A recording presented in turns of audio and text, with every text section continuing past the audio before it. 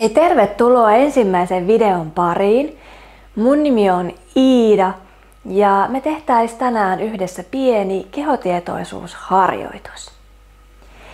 Me tehtäis kehoskannaus seisten ja tarkoituksena olisi hetkeksi pysähtyä oman kehon äärelle havainnoimaan vähän, että miltä oma keho tuntuu ja millaisia havaintoja pystyt sieltä kehosta tuntemaan ja vähän tunnustelemaan.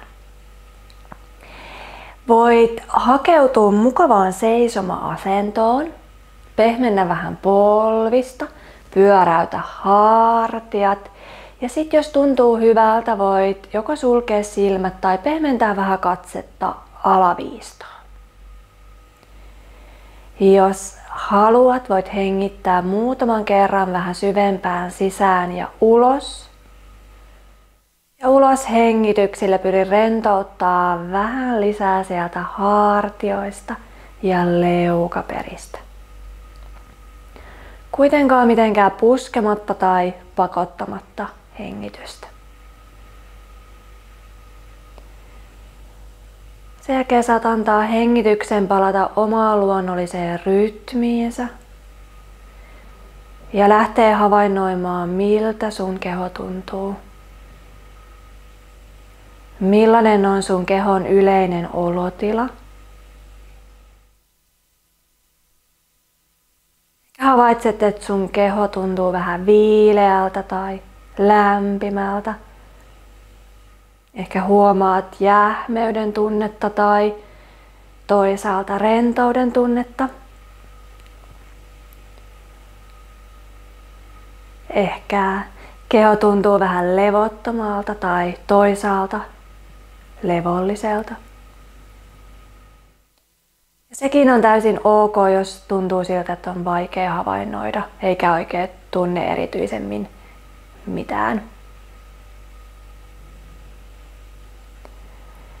Sitten saat suunnata huomion siihen, että miten keho asettautuu siihen seisomaan.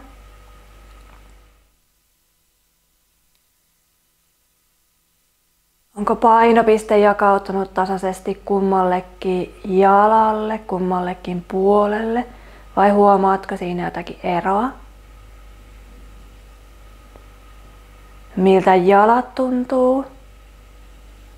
Lantion seutu. Miltä tuntuu yläselässä? Rintakehän seudulla? Entä hartioissa? Käsivarsissa, käsissä. Entä miten pää asettautuu sinne muun kehon rangan jatkeeksi?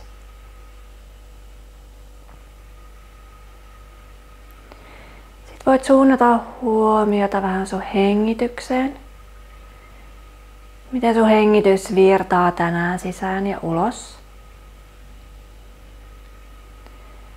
Hengitys on semmoinen alati muuttuva, vähän tilanteesta ja tunnetilasta toiseen. Ja havainnoi vähän, että miten sun hengitys liikkuu, virtaa just nyt. Soljuuko se pehmeästi vai huomaatko jotakin jännitystä?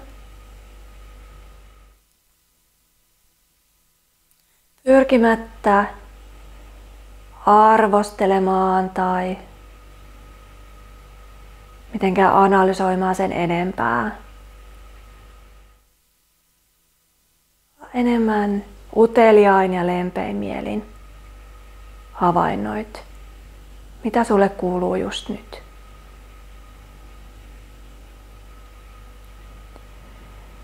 Hyvä, voit taas halutessasi hengittää vähän syvempää sisään ja ulos.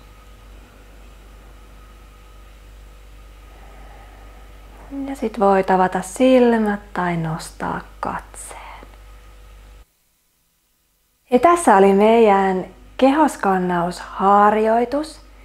Eikä huolta, jos tää tuntui tänään vaikealta. Tääkin on tämmönen taito, mitä voi kehittää ja vähän eri päivinä tuntuu erilaiselta.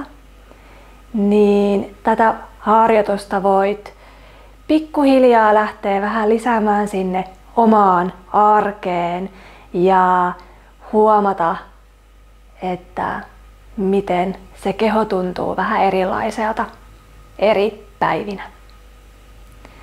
Kiitos kun teit tämän harjoituksen mun kanssa ja palataan taas.